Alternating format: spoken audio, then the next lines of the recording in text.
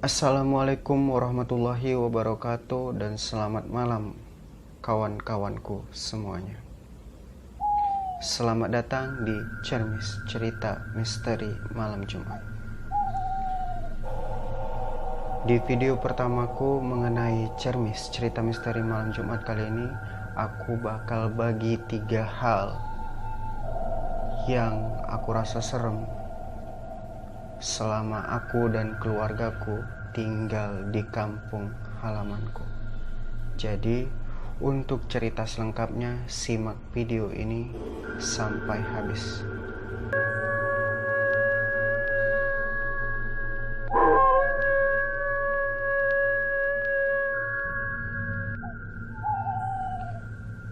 Sebelum aku ceritain 3 hal yang menyeramkan yang selama ini aku dan keluargaku alami di kampung halamanku, aku bakal kasih tahu ke kalian situasi dan kondisi dari rumahku pada saat itu.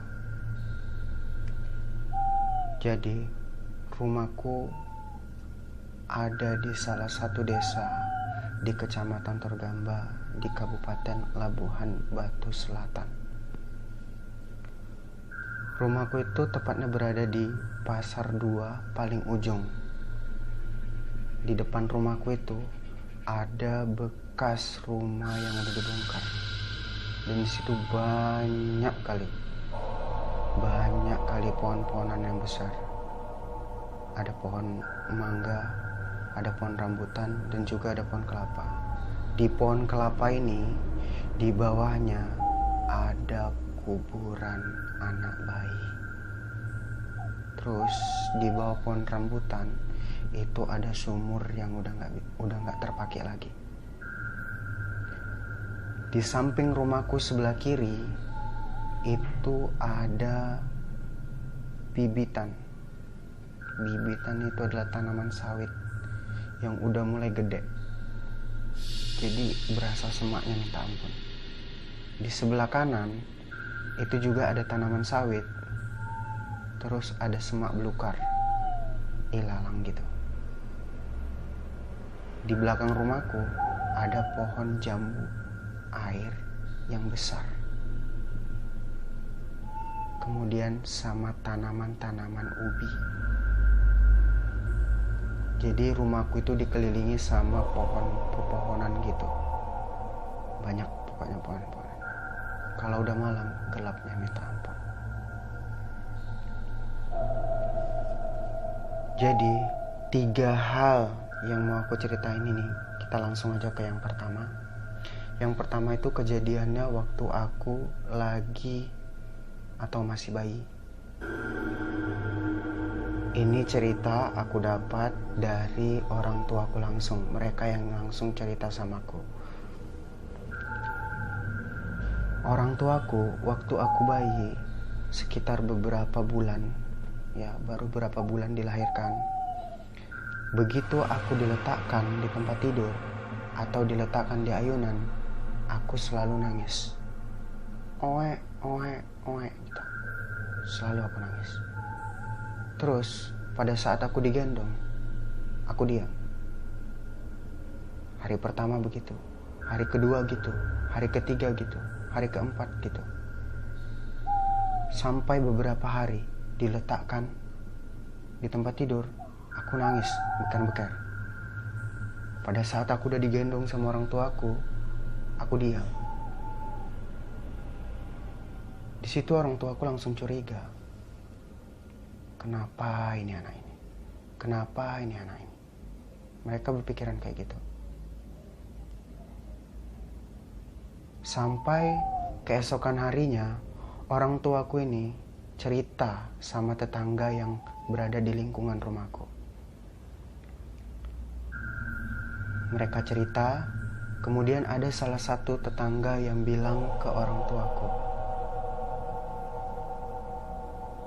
"Hei, mungkin ini ya, anakmu itu diganggu sama makhluk halus." Tetanggaku itu bilang gitu. Tapi ya orang tuaku kan Ya nggak tahu lah, nggak pernah ngalami. Jadi antara percaya sama nggak percaya. Terus tetanggaku bilang, nanti kalau anakmu masih kayak gitu juga, diletakkan nangis, digendong diam. Nah, itu kejadiannya selalu setelah maghrib sampai ke menjelang subuh. Seperti itu terus. Jadi tetanggaku ini bilang, coba kau tengah malam, tepat jam 12, keluar dari rumahmu tanpa menggunakan sehelai benang pun di badanmu. Terus kau putari rumahmu itu sebanyak 7 kali. 7 kali putaran. Nah, itulah yang dikatakan sama tetangga di sekitaran rumahku ke orang tuaku. Hari berikutnya, aku masih kayak gitu juga. Diletakkan di tempat tidur, aku selalu nangis. Diletakkan di ayunan, aku juga selalu nangis. Begitu aku digendong sama mamaku, aku diam. Entah kenapa. Jadi ayahku teringat sama apa yang dibilang sama tetanggaku. Keluarlah dia malam-malam. Ya, tepatnya tengah malam, jam 12 malam. Keluarlah dia tengah malam. Dia ingat sama yang dibilang tetanggaku. Keluar kau jam 12 malam tanpa sehelai benang pun di badan, terus bawa sapu gerang. Namanya sapu gerang, sapu lidi yang udah nggak terpakai atau yang masih dipakai, yang udah setengah pakai gitu loh. Dilakukanlah sama ayahku tadi. Keluar dia, diputarinya lah rumah kami itu. Putaran pertama, kedua, ketiga, sampai di putaran terakhir.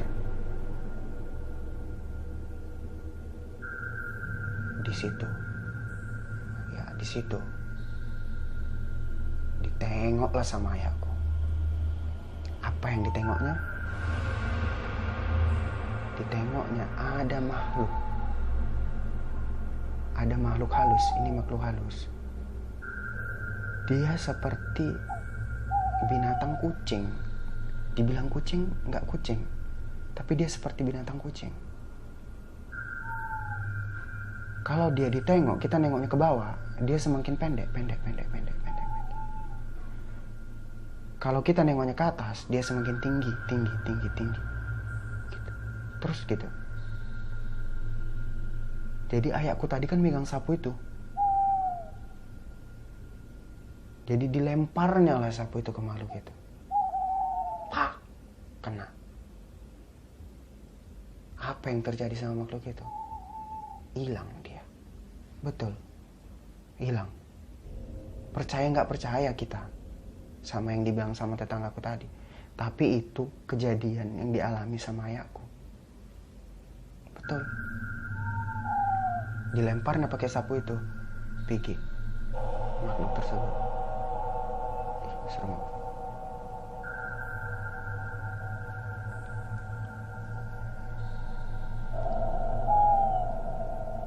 Keesokan harinya, besoknya ini, begitu selepas maghrib, begitu aku diletakkan, nggak ada lagi aku nangis.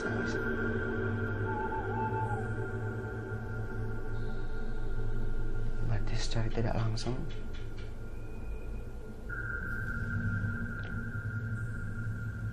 tetanggaku bilang, apa yang dibilang tetanggaku itu ada benarnya. Hal yang menyeramkan kedua yang aku alami di rumahku di kampungku dulu, yaitu pada saat adikku yang terakhir lahir. Waktu itu tepatnya pada tanggal 7 April 2001, tengah malam, dini hari. Dan bulan itu adalah bulan Suro. Kalau kata orang Jawa ya, itu bulan Suro. Dini hari, disitulah adikku mau lahir. Di situ kondisi aku, adikku yang pertama, sama mamaku dan ayahku, kami berempat. Aku dan adikku di situ udah ketiduran, udah tidur. Dibangunilah aku sama ayahku. Dah, bangun, katanya gitu. Itu mamamu mau lahiran. Kau tunggui dulu ya. Ayah mau keluar manggil dukun beranak sama bidan. Saat itu dukun beranak sama bidan itu masih dibutuhkan. Aku bangun, aku kawani mamaku. Ayahku keluar mau jemput bidan sama dukun beranak. Keluarlah ayahku. Mau ke rumah bidan sama dukun beranak itu jaraknya sekitar 2 km. Kami itu gak ada kereta. Gak ada kereta kami. Jadi ayahku harus jalan kaki. Di bagian rumahku itu ada kolam, kiri kanan jalan itu ada kolam. Kemudian ada kebun-kebun pisang. Sama ada tanaman-tanaman sawit. Gimana gak kebayang gitu kan, malam-malam lewat situ gak ada penerangan. Kalau aku sih mampus aku kalau aku. Di situ aku berani. Dia memang pemberani, aku akui dia pemberani. Keluar dia jalan. Sampai dia di bagian kolam-kolam itu, dia ngerasa ada yang ganjel. Ada yang ganjel. Kok kayaknya aku ada yang ngikuti. Dalam hatinya gitu. Kok kayaknya ada yang ngikuti. Tapi di liriknya gak ada sama sekali. Kiri kanan juga gak ada. Jalan lagi dia. Ngerasa lagi ada yang aneh. Kayak ada yang ngikuti. Tengoknya lagi kiri kanan, nggak ada. Di situ dia udah curiga, udah ngerasa ada yang aneh banget, mon. Jalan dia terus. Begitu mau nyampe ke rumah dukun beranak, ditengoknya lah rumah dukun beranak itu udah terbuka. Udah berdiri si embok itu di situ dengan pakaian lengkap sama peralatan lengkapnya. Ya aku curiga lah. Masa belum ku kasih tahu istriku melahirkan, udah berdiri dia di situ. Curigalah dia, siapa itu?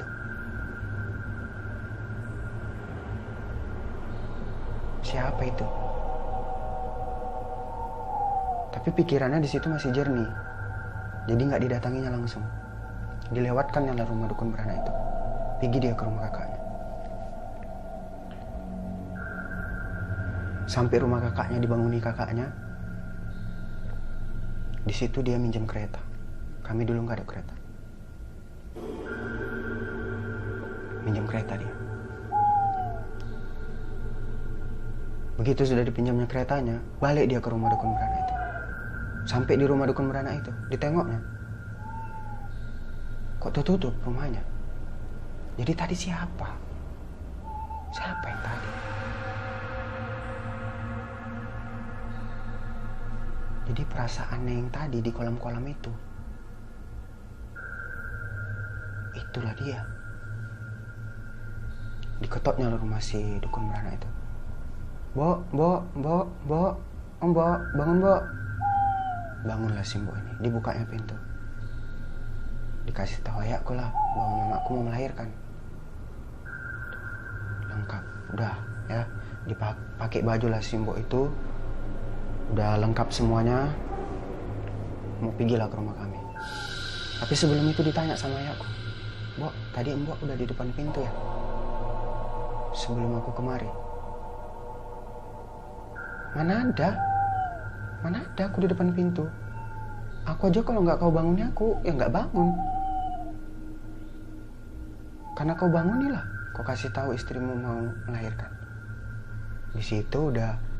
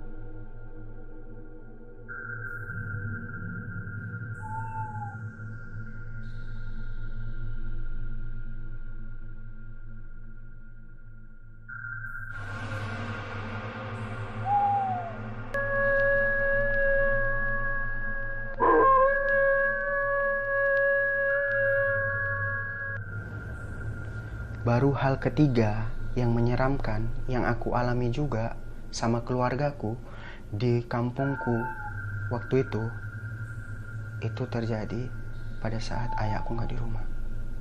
Cuman kami berempat, aku, adikku yang pertama, adikku yang kedua, sama mamaku. Itu posisinya malam. Kan kayak yang udah aku bilang pertama tadi, kalau di depan rumahku itu, di bawah pohon kelapa itu ada kuburan bayi. Bisa aku merinding. Kalau ngingat rumahku dulu aku merinding. Itu tepatnya jam 11 malam. Di situ aku, adikku yang pertama sama adikku yang kedua, kami udah tidur. Sedangkan mamaku itu masih antara tidur sama nggak tidur gitu, tidur aja emang gitu lah kalau dibilang. Waktu jam 11 malam itu, saat kami udah tidur, didengarlah sama mamaku. Ada dengar suara ada dia. Suaranya kayak gini nih.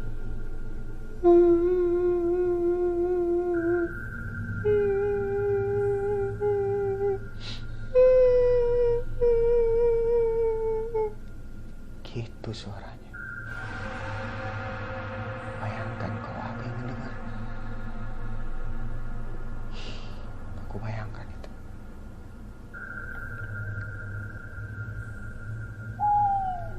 Jadi mamaku ngedenger itu, suara nangis, kayak ada suara nangis di depan rumah kami itu.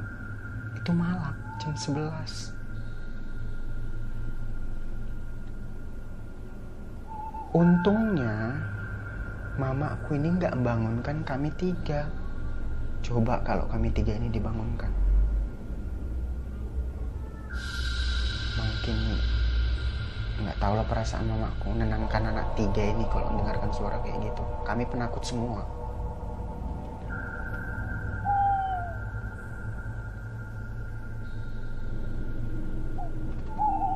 Itu dari jam 11 malam sampai menjelang subuh. Itu didengarkan tangisan.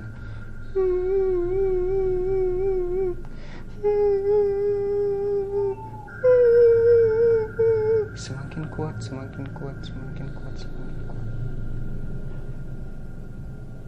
Besoknya, jarak beberapa hari, ceritalah mamaku.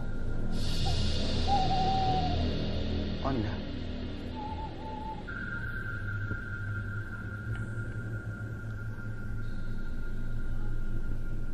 waktu itu malam-malam itu kau dengar ada suara orang nangis? Ya aku bilang lah, namanya aku lagi tidur. Mana ada aku dengar, Mak? Mana ada suara orang nangis? Gak dengar aku. Ada orang nangis. Mama dengar. Yang betul lah, Mak. Serem kali. Gitulah ya kan.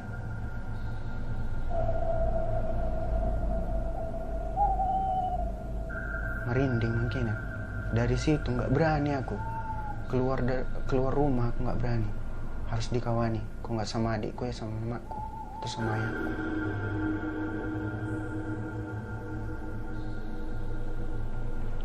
Bayangin aja, depan, kiri, kanan, belakang dikelilingi sama pohon-pohon besar-besar pula itu.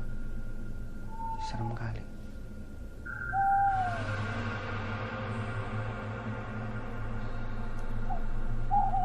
Di situ mamaku pada saat itu memang adalah sosok orang yang pemberani juga lah dibilang, karena dia mendengarkan itu sendiri, nggak ada yang dibanguninya anaknya, kan luar biasa. Kalau aku kayak gitu, kututup mataku, kututup kupingku, kututup mukaku pakai bantal, bila perlu kutarik selimut itu.